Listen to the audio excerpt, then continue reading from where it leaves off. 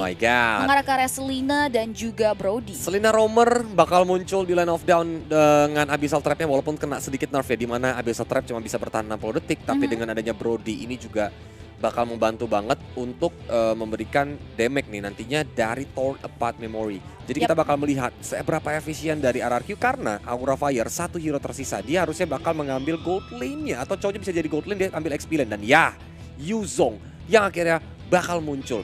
Dari strateginya nih Yuzong bakal bisa ke arah belakang ya, mengincar dengan Black Dragon Form ke arah Farsha. Permasalahannya adalah apakah RRQ bisa melakukan kiting untuk membuang skill Yuzong tersebut supaya dia menggunakan Black Dragon Form-nya dengan sia-sia. Yap, benar banget. Dan ini yang menarik tentunya untuk RRQ. Oke.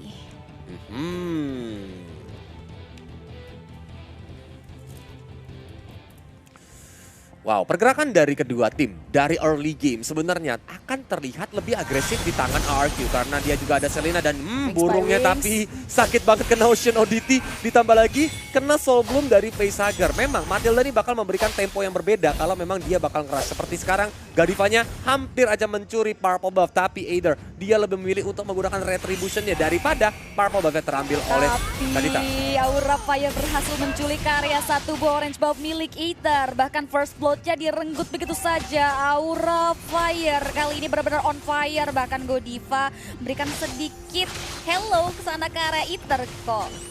Oke, tapi Gadivanya mencoba untuk dikejar dari Taka. Dia menghajar ke arah Godiva, kena Abyssal Trap. Tapi Gadivanya still survive. Bahkan tes dari seorang Godiva untuk nge-taunting teman-teman dari RRQ. Tapi aduh, ikan paus sepertinya bakal lewat nih dari Warlord. Mungkin ada sedikit koneksi issue tentunya ya dari anak-anak RRQ. Kita akan tunggu. Oke, ini dia dimana tadi pergerakan dari Aura Fire, advantage-nya berhasil diraih dan bahkan disadvantage untuk RRQ, Kolius. Yoi, jadinya sedikit mengalami kerugian dan memang Aura Fire memang tidak memimpin gold-nya tidak maksudnya terlalu jauh, tapi ini sudah menjadi tempo sendiri untuk dari Aura Fire. Terlihat dari Godiva yang udah mulai bermain di area mid lane mencoba untuk melakukan invasi dan di area bottom lane pun masih terjadi 1v1 situation antara Kabuki versus Taka. Tapi di area top lane sana dua hero Haik udah mulai coba untuk memberikan membantu Kating with minion terhadap Keira. Yami nggak mau mengambil resiko, dia bermain aman gitu saja membersihkan wave minion di dalam turret. Tapi Aura Fire sudah mulai cari informasi dan bahkan melakukan poking terhadap Turtle. Circling Eagle juga dikeluarkan dan Violence pun harus tumbang. Turtle diamankan oleh Lord Hai. Ini bakal menggila karena dia langsung mencoba untuk rusuh ke arah Purple Buff langsung dengan Phantom Execution dan menuju ke arah Hai. Tapi Hai masih bisa mundur sekarang sedikit ke arah belakang sana. Dan juga Soul Bloom-nya menghambat Yami supaya dia tidak bisa menekan teman-teman Aura Fire. Oke, terakhir kalau ada Funky harus mundur ke belakang. Jeb sudah mulai masuk tapi elbow-nya Violence connect ke arah sana langsung Yami. Diolah begitu saja. Keira masih bisa sustain damage masuk tapi pulling out. Dikeluarkan begitu saja seorang Yami meng-clear satu hero dari Aura Fire. Tapi masih ada Fatal Airstrike mencoba untuk membalikan keadaan dan Facehugger pun harus tumbang walaupun dia akan membawa Yami ke alam baka. Yes. Trading kill terlihat di area sisi river kali tapi Haik nggak mau terlalu overcommit kali ini. Lebih milih untuk mengarah ke area satu buah Little Wonder Raja dan balik lagi ke area jungle patternnya Kolius.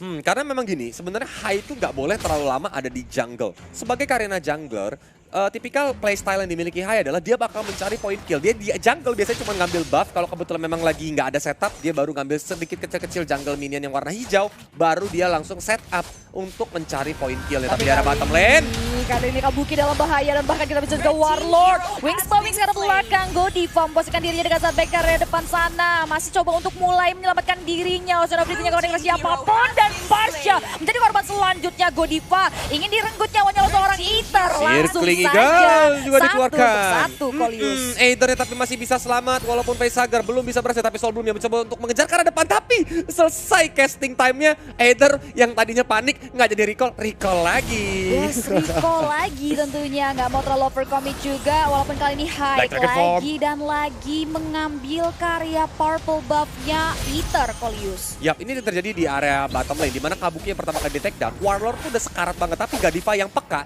dia langsung menggunakan Ocean Oddity dan juga Rough Wave-nya tuh tepat sasaran sehingga Warlord harus bisa ditumbangkan. Oke, dan itu juga perlawanan yang berarti dikeluarkan oleh seorang Aether ya. Circling Eagle-nya nggak berarti ke area Ya. Aether, mengingat dia sendirian dan nggak ada dealing damage juga. Gak ada Kalius. follow up ya, Yes. jadi gak ada follow up damage-nya sehingga Facehugger mau gak mau tidak mendapatkan hasil. Tapi Hai, dia berhasil mendapatkan ke arah turtle-nya dan juga kali ini mulai menabrak aja dengan Circling Eagle-nya. Yami gak bisa ngapa-ngapain, ditekan sama 4 hero langsung. Sang petinju harus pensiun. Yes, kali ini pun Aura Fire kembali mendapatkan advantage di mana turtle-nya berhasil disecure kembali oleh anak-anak Aura Fire. Kali ini pun kita bisa lihat di area bottom lane, Chow-nya mulai Hero. coba untuk bersembunyi, tapi kali ini Tondros dikeluarkan begitu adalah Aether. Godiva Senebri dikeluarkan begitu saja, Oh my namun God. tak bisa selamat karena terlalu maju sendirian di area buff milik Aether. Sepertinya dari RRQ mulai menyadari bahwa Godiva itu memang memiliki hobi bersembunyi di rumput. Yap. That's why tadi Selinanya dia juga udah mulai sadar. Coba kita cek dulu, kita lempar arrow-nya. Tapi ternyata di arah bottom lane sana Taka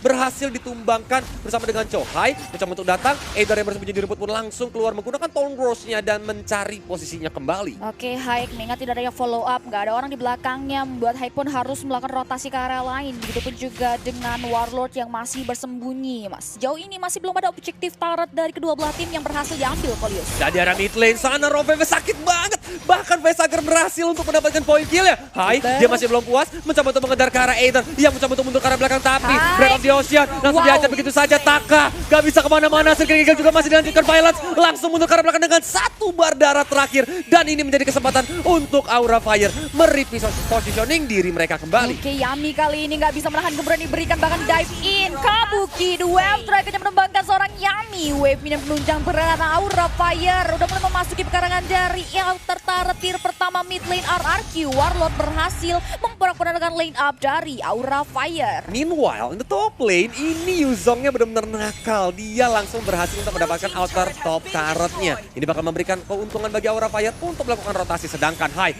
ditusuk langsung ke arah Lancelot yang langsung sawan. Dia pun langsung mundur ke arah belakang. Selena maksud Kolius, Yes, silence-nya. Silence-nya masih bisa mundur ke arah belakang. Haiknya benar-benar ingin memberikan jalan terhadap wave mininya. Dia ingin memberikan distraction agar RRQ tidak bisa memberikan penjagaan, bahkan Keira. Black Dragon Form-nya dibuka begitu saja. Yami mundur ke arah belakang. Tondros dibuka. That's Warlord-nya bahkan tak bisa ditahan. Kali ini pun satu hero dari kedua belah tim berhasil direnggut nyawanya, Kolius. Oh my god, ini benar-benar permainan high tempo dari Aura Fire. Di menit ke-6 sudah terjadi 18 poin kill. Di mana benar-benar baku hantam habis-habisan, siapa yang lewat di depan mata disikat sama teman-teman dari Aura Fire. Dan kali ini dari high-nya dia berkesempatan untuk mendapatkan turtle yang ketiga tanpa adanya gangguan. Kembali lagi dan lagi Aura Fire. 3-4 objektif turret pun berhasil direnggut. Begitupun juga dengan 3 turtle. Berbanding terbalik dengan RRQ yang tak bisa menembus pertahanan dari Aura Fire. Bahkan mereka pun masih belum bisa menyentuh objektif turret milik Aura Fire, Kolius. Karena terlihat memang Aura Fire di sini bermain dengan amat rapi. Ketika mereka mau team fight,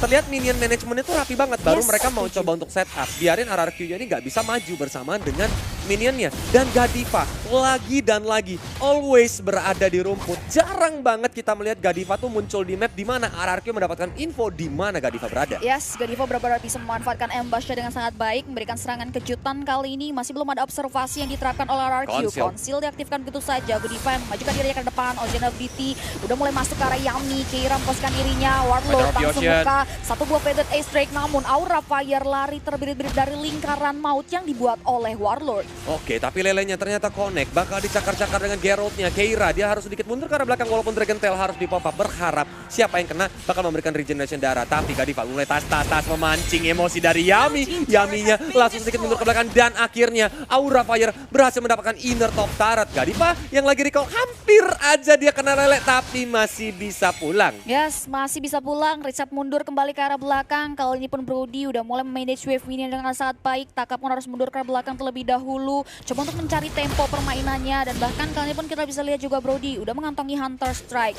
dari Pakitonya sendiri. Udah jadi Dreadnought Armor Warlord, Kolius. Yap, langsung di Feather Strike begitu aja. Tapi Hai terlalu tebal. Tidak peduli, 2 tetes hanya bisa menghasilkan 1 bar darah Hai. Ini yang membuat Hai sangat amat menggila, pede banget untuk melakukan inisiasi ketika team fight. Apalagi memang itemnya udah ada Thunder Belt, Clock of Destiny yang bisa menambahkan darah juga. Dan sepertinya dia bergerak antara ke Athena Shield atau Oracle. Yes, bahkan Hai pun masih belum terpick off. Kali ini dia masih bisa memposisikan dirinya dengan sangat baik dan mempartisipasikan diri di setiap team fight dengan sangat baik. Kali ini pun Lactin Troncheon sudah mulai dikantongi oleh seorang Warlord. Ini dia Samsung Galaxy A52s 5G. Lord came, bahkan Aura Fire nggak mau membuang peluang, mereka langsung melakukan poking terhadap Lord yang pertama. Yoi, bodo amat, kita menang level, kita menang gold, langsung aja colek-colek Bapak Lord yang terhormat, biar langsung dapat untuk membantu push. Tapi Godiva sendirian di depan sana berani banget, dia mencoba untuk mengkabur dengan rock wave-nya, tapi seperti ada kejaran Fatal Execution juga dikeluarkan. Godiva masih bisa recall untuk buying time, karena ternyata RRQ-nya kecele. Yes, benar banget. Kali ini distraction yang sangat bagus diberikan oleh seorang Godiva di area bawah, membuat Aura Fire berhasil merenggut Lordnya tanpa dukungan berarti. Bahkan kita bisa lihat juga kali ini pun Aura Fire sudah mulai memanage wave mininya dengan sangat baik. Fatal Execution juga dikeluarkan, Fatal Airstrike di combo sama begitu saja. Keira harus menjadi naga yang gosong karena dikeroyok rame banget. Yes, meriah banget dari area bawah sana, membuat RRQ berhasil merenggut satu nyawa dari Gyro. Aura Fire kali ini pun Lordnya gak ada yang jaga. Anak-anak dari RRQ pun masih bisa meng-clear terhadap Lord yang belum ter-enhance di area mid lane. Yap, karena dari area bottom lane pun sebenarnya dia connect ke arah Facehager, tapi Facehager sepertinya masih terlalu tebal membuat RRQ tidak mau terlalu meng-engage ke arah sana. Apalagi dia memiliki Guiding Wind yang bisa membantu dia untuk mundur sedikit ke arah belakang. Dan Hyde masih bisa menguasai jungle dari tim RRQ. Yes, Aura Fire kali ini berhasil melakukan ekspansi terhadap jalur dari RRQ. Row-nya connect, namun RRQ tak bisa berbuat apa dan bahkan tak bisa memfollow up. Phantom Execution dikeluarkan untuk melakukan clear terhadap wave minion yang ada Minwall Facehager. Coba untuk memposisikan dirinya untuk bisa menyentuh ke arah inner turret milik RRQ di area top lane. Cipi, untuk RRQ sendiri dengan ketinggalan gold sekitar 6.000 gold di menit yang ke-11 ini sebenarnya memang masih bisa dikejar ya Pi. Problemsnya adalah apakah RRQ ini bisa memanfaatkan momentum, karena Lancelot dia belum pernah ke-take down loh Pi. Gitu-gitu Aether masih 0 ter-take down, tapi Takanya di sini yang terlihat under farm dan juga masih level 10. Sedangkan dari tim Aura Fire aja High udah level 14 dan tadi partner di lawannya Kabuki udah level 12, tapi Black Dragon Form udah mulai dipapa begitu saja, mencoba mematuk-matuk siapapun yang ada di depan hanya untuk ke-zoning supaya orange buff-nya keambil. Oh my god. Bener banget. Distractions yang bagus banget dari Keira. RRQ benar-benar ter-zoning out. Ether benar-benar bisa memposisikan diri dengan sangat baik. Namun ketika dia ter-pick off, otomatis celengan yang dikantong oleh Ether sendiri akan pecah. Karena dari segi XP-nya pun memang di-lead dari anak-anak Aura Fire. Ini harus mulai berhati-hati Taka. Benar-benar dibuat struggling banget sama Aura Fire agar tidak bisa memberikan impact lebih ke anak RRQ. Kita akan lihat momen seperti apa yang tentunya akan dikelola untuk RRQ di menit kedepannya. Karena gini, dari Farsa juga udah jadi Clock of Destiny, udah ada Lightning Truncheon di mana yang nantinya bakal pedas banget dan dia bergerak menuju ke arah Genius One. Sedangkan kalau dari Selena, Calamity Reaper dan juga Necklace of Durance yang bakal menghambat regeneration dari Keira Curse Touch-nya ya, yang bakal rese banget. Dan Brody dia buat Radiant Armor ditambah Hunter Strike.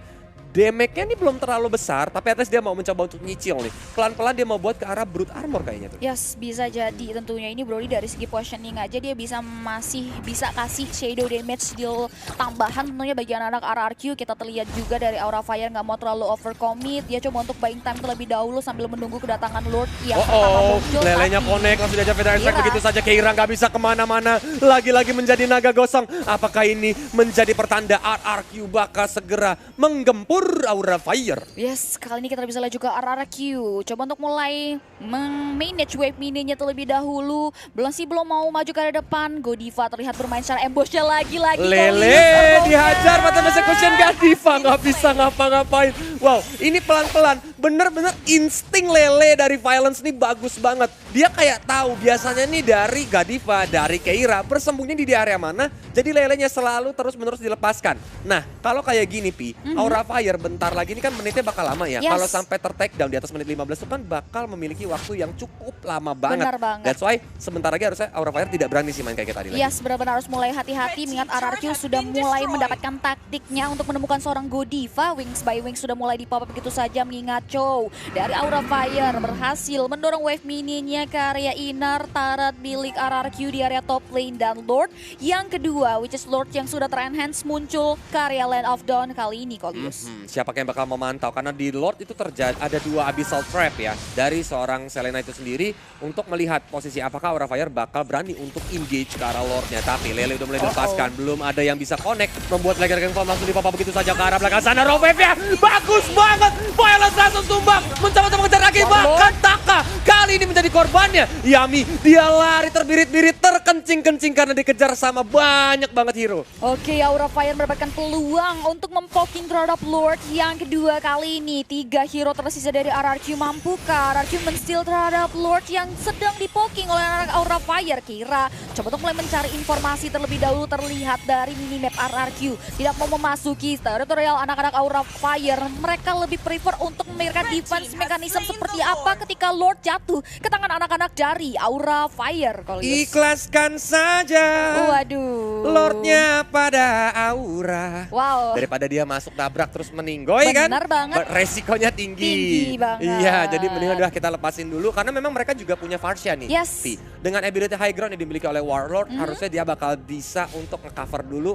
Ya, at least kalau memang rapih masih bisa ke defend lah, nggak sampai bad end harusnya ya. Yes, harusnya Tergantung Warlord. sama team fight-nya kayak gimana tapi. Benar banget, Warlord harus bisa optimalin Federate Ace-Trade-nya tentunya dan juga dari positioningnya RRQ untuk bisa mengantisipasi pergerakan dari Aura Fire. Terlihat mereka mengawal karya Lord yang berjalan di area top lane sana. Godiva udah mulai maju begitu juga dengan Facehugger Golius Oh Kira. my god, Black Dragon Form berputar-putar di langit mencari mangsanya siapa yang bakal dia patuk karena hanya untuk zoning out Lordnya saja. Sedangkan base-nya ke base. mulai dipukulin sama seorang Lord Feather Airstrike juga di bawah tapi langsung dikaca begitu saja. Dan kali ini dari Godiva masih belum mau pos dihajar, Yaminya pun langsung tumbang kill sendiri didapatkan. Lordnya sendirian, bahkan base-nya Oh gak my dipukulin God, sama teman-teman dari Aether. Aura. Wow. Dan kemenangan game yang pertama di match Grand Final untuk tim Aura Fire. Wow, Aura Fire berhasil men-secure poin kemenangan mereka di game yang pertama. Bahkan Lordnya dibiarkan begitu saja melenggang-lenggong mempoking terhadap base turretnya RRQ